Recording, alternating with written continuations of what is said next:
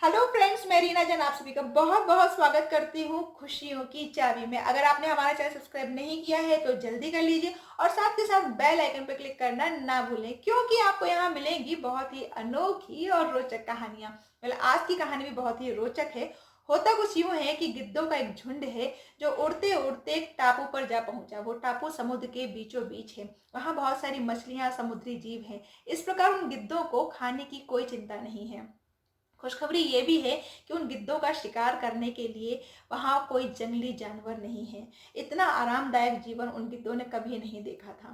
वो बहुत सभी बहुत खुश थे और उन्होंने निश्चय किया कि अपना आगे का जीवन वो इसी टापू पर व्यतीत करेंगे और वो सभी वहाँ रहने लग गए।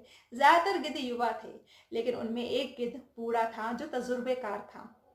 इन गिद्धों के आरामदायक जीवन को देखकर वो गिद्ध चिंता में पड़ गया। उसने अपनी एक सभा बुलाई और उन सभी गिद्धों से कहा कि अब हमें यहाँ से चलना चाहिए, क्योंकि इस आरामदायक जीवन की वजह से हम शिकार करना भूल रहे हैं और हम आने वाली मुसीबतों के लिए तैयार नहीं हो पाएंगे।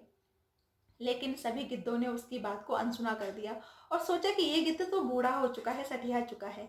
भला कोई आरामदायक जीवन छोड़कर कहीं जाता है क्या? और कोई भी उसके साथ जाने के लिए मना कर दिया।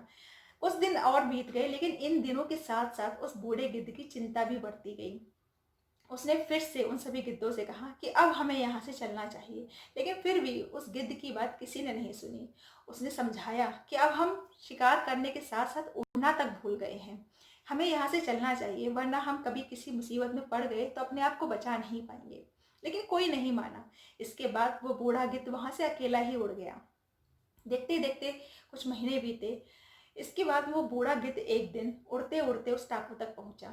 उसने सोचा क्यों ना इन युवा गिद्धों के हालचाल ले लिए जाएं। जैसे ही उस टापू पर पहुंचा तो वहां का नजारा देखकर वो चौंक गया। दरअसल वहां सभी में से कुछ गिद्ध मरे हुए थे और कुछ घायल पड़े हुए थे। उसने घायल गिद्ध से पूछा कि यहाँ ऐसा क्या हो गया, तुम्हारी ऐसी हालत कैसे हो गई? उस घायल गिद्ध ने उस बूढ़े गिद्ध को बताया कि जिस दिन आप यहाँ से गए थे उसके कुछ दिनों बाद ही यहाँ एक जहाज आया था और उसने यहाँ एक चीता छोड़ दिया। उस चीते ने कुछ दिन तक तो हम पर हमला नहीं किया, लेकिन जैसे ही उसे ये एहसास हुआ कि हम उड़ना भूल चुके हैं, शिकार करना भूल चुके हैं, हमारे नाखून कमजोर हो चुके हैं, उसने हम पर हमला करना शुरू कर दिया और देखते ही देखते हमारा शिकार करना शुरू कर दिया। इसीलिए यहाँ बहुत सारे गिद्ध मर चुके हैं और कुछ यहाँ घायल अवस्था में पड़े हुए हैं। उस गिद्ध ने कहा कि अगर हम उस दिन आपकी बात मान लेते और यहाँ ना रुककर आपके साथ चले जाते तो आज हमारी ये हालत नहीं होती। लेकिन हमने इस आरामदायक जीवन को चुना। हमने इस कंफर्ट जोन से बाहर निकलना मुनासिब नहीं समझा और इसीलिए आज हमारी ये हालत है। दोस्तों, हम सभी के साथ भी ऐसा ही होता है। जब हम कोई आरामदायक जीवन चुन लेते हैं और उस कंफर्ट जोन में चले जाते हैं तो वहाँ से बाहर निकलना हमारे लिए भी बहुत मुश्किल हो जाता है। लेकिन जब हम उस कंफर्ट जोन में रहते हैं तो आने वाली समस्याओं का मुकाबला करने के लिए हम कमज़ोर पड़ जाते हैं।